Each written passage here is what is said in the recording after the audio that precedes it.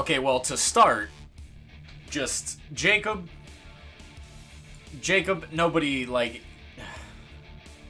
I almost want to make, like, another tier called Irrelevant tier and put him in that. He's like a tutorial character they decided to keep on the roster.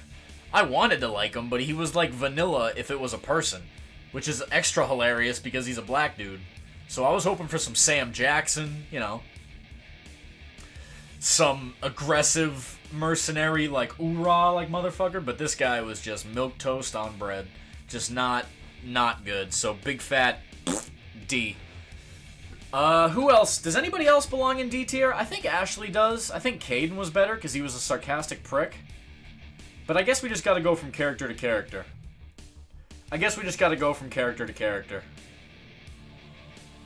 Alright, so where do we put Zaid? Because that's a tough one. I think Zaid was really underrated. He had a good mission where he was just trying to kill somebody.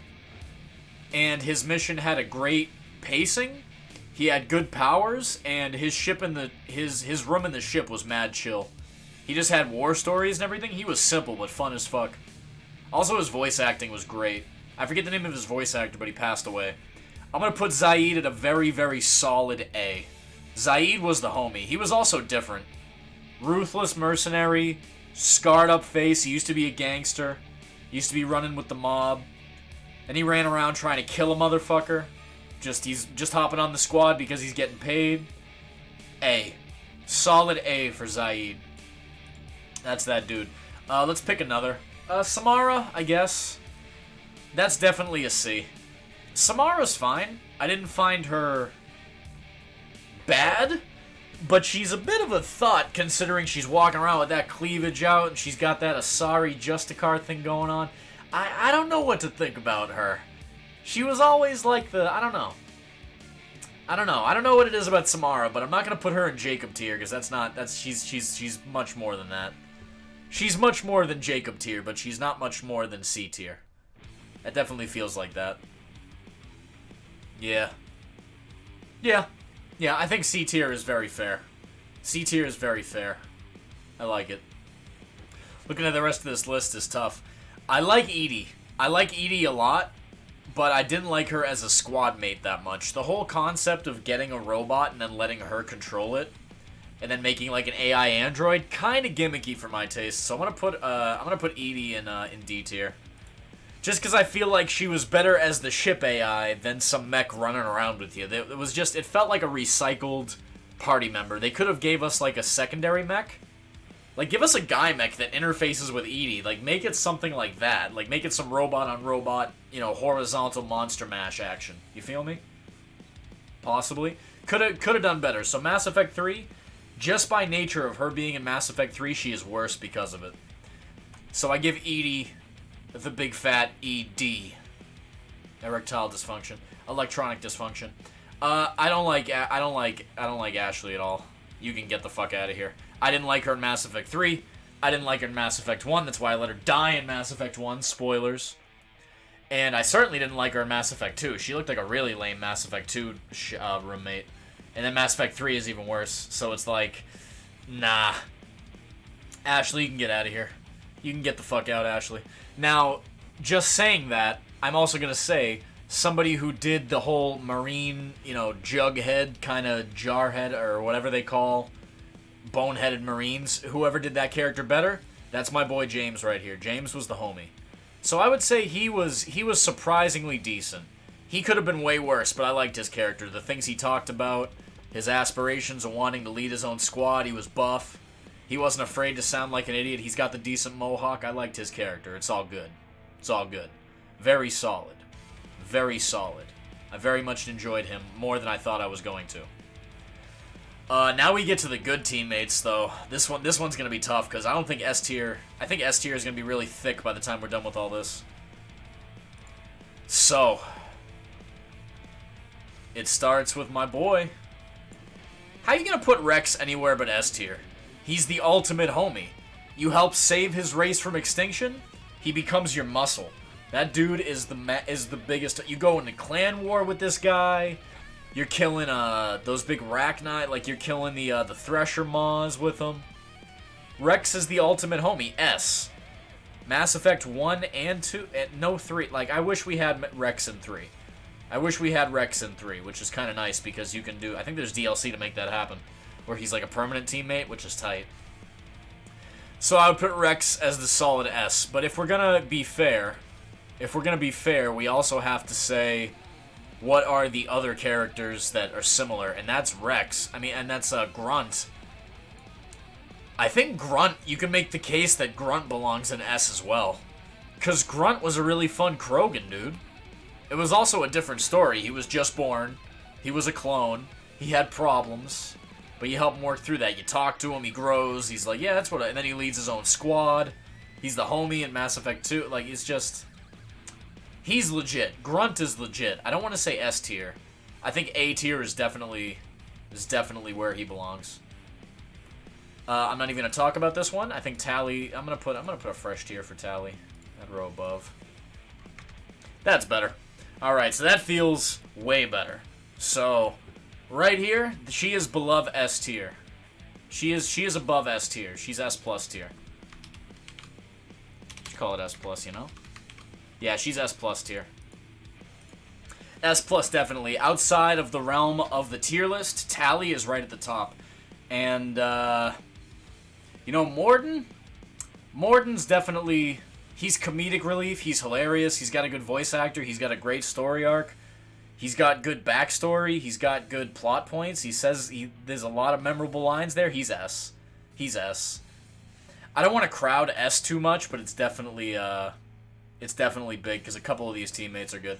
Javik, I like his accent, but he feels like Samara. He feels like he's cool, but he doesn't belong any higher than that. He feels like a solid C tier. Very solid C tier. I'm actually going to do another one. Hold on. Add row below. Irrelevant tier. I'm going to add a tier just for Jacob, because I feel like that tier doesn't do him justice. Hold on. Alright, so Jacob, sadly, my friend, you ain't even worth being in the D tier. Irrelevant. I'm just going to put irrelevant. Irrelevant tier. Irrelevant tier for my old boy Jake. Jake was a tutorial character that left the tutorial. That's the whole character. His side mission was the most lame. His story arc was the most whatever. He's kind of just there in Mass Effect 3 trying to be the dude, but he gets caught and gets, like, you know, shot at, and it's just eh. So he's the irrelevant tier. But, the rest, this is going to be a tough one. Miranda? I don't hate Miranda. I certainly don't hate her, but I don't like her. So I would say C tier, but I think she's got some like a great story arc and everything, so I think it's either A or B with Miranda. I think we have to give Miranda the A for that ass. Because she also got the nicest ass in the game. Next to Tally, but Tally's S tier, so we don't even talk. Tally's S plus, so we don't even need to talk. But A, I think A for ass, yeah, definitely. I think definitely that is a consideration. A for that A double S, you know. Solid A. I think out of these three, I definitely put Miranda at the end though, and I put Zaid and Grunt like A and AB. So these guys are right in the right spot. My boy James, he's definitely there. C rank is just boring. D rank is like whatever. I don't like either of these chicks. And then Jacob is irrelevant as fuck. So it's definitely that's definitely proper. I'd say this is where it gets really tough because these are a couple. Where does Legion go? I expected S+, nah.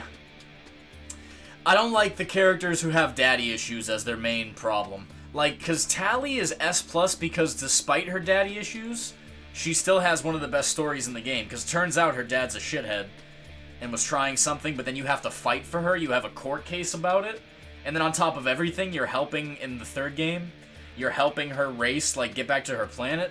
Legion is really cool. I almost want to put him S+. But I don't think Legion is bigger than Rex, so if I'm gonna have S+, I think Rex and another character we'll get to later belong in S+. Right now I could put all my S+ characters, but I feel like Tally belongs in S+ by herself, maybe with one other person. And I think you know who that is. I'd say at least B. Well, no, I'd say it's between A and S for Legion. I don't think he's B. He ain't James. Legion's pretty fucking cool. I go by three things. There's three criteria. How the character themselves looks and acts, like their visual style and their personality. what happens in the game about that character. Like, where does your story, like, if you do their story missions, where do you go, what do you do? That's why Jacob's irrelevant.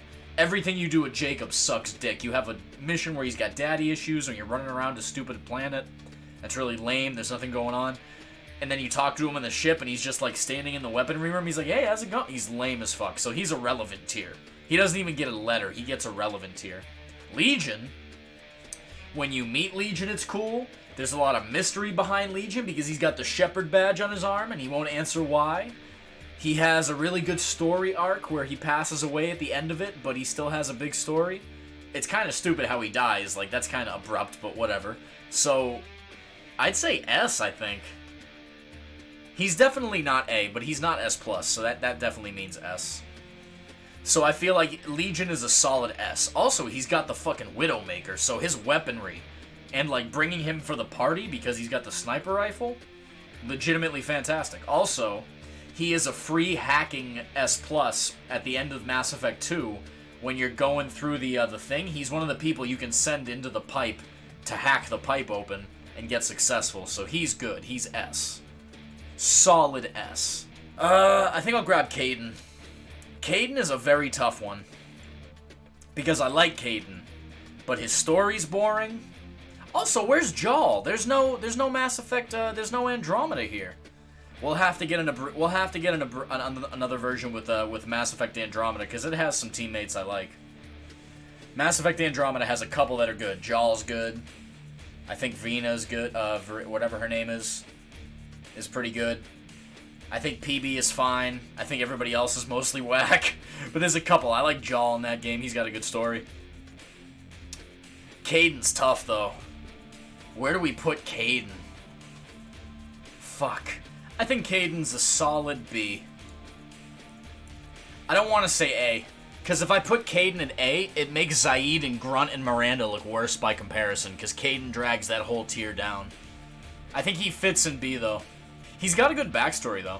His backstory was that he was, like, one of the first generation of biotics. And he was, like, he was really, really, like, he was one of the few that survived, like, the early biotic experiments and all that. And he keeps surviving. He's just a survivor, so he's cool. I think he deserves to be an A, but I might switch him and Jaal around, because I think Jaal, like, has a really good tragic story on top of everything. Although Jaal, Mass Effect 3 being DLC, it was just, ugh. Jaal is made worse by the, this guy. He was made worse by the game he's from and the fact that he was DLC. Kind of whack. But, then you have waifu number 2. I almost want to put Kazumi in S+. I'm putting Kazumi in S+, even though Tali kind of deserves to be there by herself. I think Kazumi is S+, just because she's one of the best backstories in the game. Kazumi was a DLC character who had a cool design. She was a stealth ninja, but she also had a cool story. She had a husband that passed away, but she wanted to rob some guy. Her mission was good. Her style was cool. Her character was cool. Her weapons were cool. She had a cool cameo in Mass Effect 3. She had a really good weaponry system. Her voice actor was good. Oh man, she's good. Maybe I don't want to put her in S+, but her level is one of the best DLCs in Mass Effect. I don't know. I kind of want to keep S+ exclusive though. Nah, she's S. She's S, even though I think she deserves S+. I think she deserves S+. If she was in Mass Effect 1, if she was like a secret character in Mass Effect 1, Kazumi was a character in Mass Effect 1 and we had more of her because we only got to play with her in Mass Effect 2, and then she comes up in Mass Effect 3 if you do the DLC. I think Kazumi would be S+ if she was in Mass Effect 1. She doesn't have the tenure. So she's S just like Legion because she's only playable in the best game, which is Mass Effect 2. Now comes the toughest of the tough, is Jack. Maybe Tali needs her own booty tier? Nah. S+ is staying, S+ is staying there just for that. I think Jack is another solid B. I don't hate her, but I don't like her all that much. I like Miranda more than her, and that's saying something, because I don't like Miranda much at all. Her attitude is whatever. At least Jack doesn't have daddy issues. She just has torture issues. But I think Jack's story gets really shitty. The best part about Jack is that if you don't get to save her fast enough in Mass Effect 3, she shows up as an enemy in the final assault. It's actually kind of cool. So I think Jack's okay, but her story could have been way better. Her story was kind of boring. They juice her up as this, like, big, you know, super violent, you know, prisoner. She has her one moment in Mass Effect 2, and then she does a whole lot of nothing. And then you can bang her in the basement of your ship. Her cutscenes or whatever, she's a nice smartass, but basically everybody above here is a better smartass than her. I would give her A tier if she was a more effective smartass, if she had more snarky comments and shit talk. But she's a solid B, just like James and Caden. She's fine. I like her. I'd bring her on the party mission if the S tier and A tier and S plus wasn't so thick. Now, Liara. Liara is S. Liara is S. Just because of the whole relationship over all 3 games. You can have a relationship with this hoe, all 3 games. Also, she's a badass. Lair of the Shadow Broker. A lot of what she does to lord over people, she's kind of innocent in the first game, but then she becomes like this warlord mega bitch. It's amazing. Also, she looks good. Her voice actor's good. Her powers are pretty good. And she's one of the only logical characters in the game. So she's S. She is S all the way. Definitely S. I would say S plus if S plus wasn't so exclusive. But definitely S for Liara. So now comes the easiest and the toughest of the tier list right here. The sad thing about Liara is there isn't more to say about her. She's great. I would probably have to play the game again to appreciate how cool she is. Garrus is S plus. He's S plus. Simple as that. Has one of the best missions in 2. One of the best game in the series, Mass Effect 2. He has one of the best missions. He's the ultimate homie. He has some of the best cutscenes in the game. He has some of the best conversations in the game with you. His voice actor's great. He's your homie from Mass Effect 1. He doesn't give a fuck. He's got a good attitude. He was working C-Sec until he said, fuck this job. I want to go fight evil. Fuck all of you C-Sec bitches. I'm getting out of here. Where's Shepard? Shepard, let me on your ship. I got shit to do. Garrus is a fucking G. So if Tali is the ultimate waifu, Garrus is the ultimate homie. If Rex was in more than one game, if Rex was a party member in Mass Effect 2 and 3, he would be S plus as well, but Rex is only there one game, which is rough, because, you know, whatever. Wait, was Rex? No, it was Grunt in 2, and Rex showed up in 3 in the Citadel DLC, but you only got to play with Rex in 1. I think the Krogan in 3, the old boy, not in 3, in Andromeda was also right on Rex level. He was mad chill. But I hate to say it, but I love Thane with all my heart, but does he belong in S+? Does he belong in S+? I want to say yes, but I don't think it's fair. I want to say yes, but I don't think it's fair. He's either S or S+. He's either S or S+. There is no debate. Because he's one of the coolest characters. He has the best arc in the whole game, I think. His story is the best story out of the whole game. Like, what he does in Mass Effect 2, and then who he becomes in Mass Effect 3, and then what he does and his side characters, and his story was good. You got to see him with his son. You got to see him talking about an assassin chick, like his wife. If you're playing a female character, you get to have a relationship with him, and it's one of the most heartbreaking cutscenes in the game. Yeah, when you tail the political dude who's trying to become, like, that's a really good mission. But then also, his mission when you get Thane, when you're trying to race to the top of the buildings, because you gotta get to somebody he's gonna assassinate, and then you get there, and he shows up, and he's talking to you, and I was like, okay, now it's time to leave, but we assassinated that guy, but the goons are gonna come get us, so he has one of the best missions. He has one of the best missions, he's a good teammate, he's got really broken party member stuff. Then you can go, yeah, no, none of you are gonna kill this guy. I am, so you don't have to. Yeah, he has one of the best missions. That's why Garrus is S+, is because every mission Garrus has is good, too. Garrus has one mission where there's a guy that set up his whole squad, and now Garrus wants to kill him, and he goes, Shepard, help me set this guy up to kill him. Like, Garrus, that's why Garrus is S+. Let me just say that.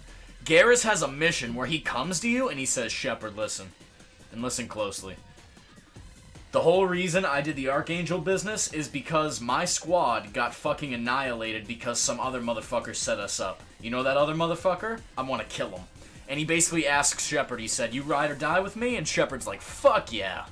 So Shepard goes with him, and you can either be like, Garrus, ice this motherfucker. Or, if you're like me, and you're a Paragon goody two-shoes, I'm a helpy helperton, You can say, Garrus, the guy's a wreck. This isn't going to make you feel better. It's just going to make you feel empty inside knowing that he's dead. Let him live. And then you tell the guy, you say, get the fuck out of here and be glad because your life should be over right now. Like, you can imply that Garrus is right over there with a sniper rifle with that fucking laser sight.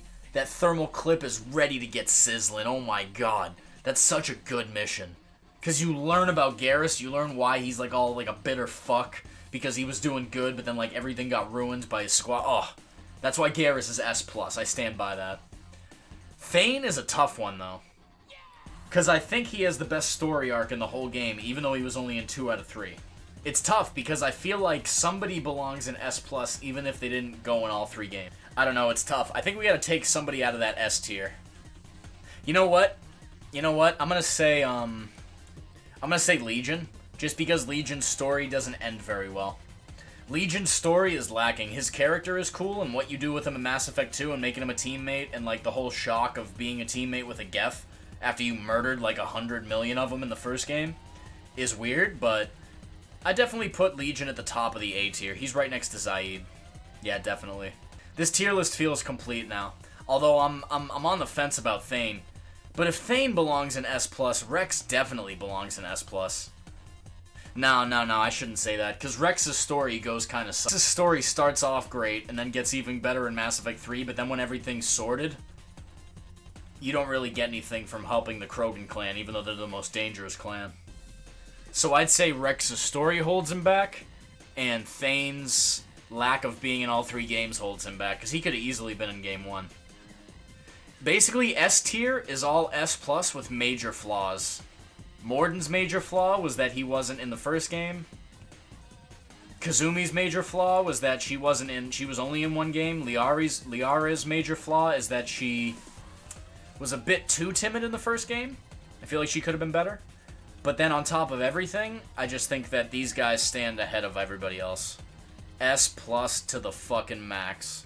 Garrus and Tali. I feel like this is complete. What do you guys think? What do you guys think? Is this legit? Is this legit? I feel like this is legit. I feel like this is exactly how I want it. The only people I can see myself moving around would be Thane and maybe Legion. Everybody else feels like they're exactly where they should be. Everybody else feels exactly where they should be, definitely. Let me sort from left to right, most to least hated. I mean, most loved to least loved, though. Samara, definitely behind him.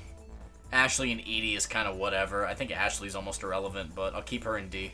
Jacob deserves the irrelevant tier all to himself. I like Jacka the best out of these 3 by far, but she kind of peters out.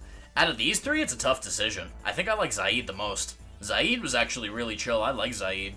He was probably one of the better DLC characters. Him and Kazumi. They were great DLC characters. Like Rex. I feel like Rex deserves his own tier, but in between S and S+. Like S.5? I don't know. It's hard to decide, but I feel like he deserves his own tier. But he doesn't. He's right there at the top of S, though, for sure. For this, I almost want to move Liara to A. Because you don't get her in 2. Or you don't get her in Mass Effect 3 or something. I don't know. No, you get her in Mass Effect 3. She doesn't go with you in 2. She does Lair of the Shadow Broker in 2.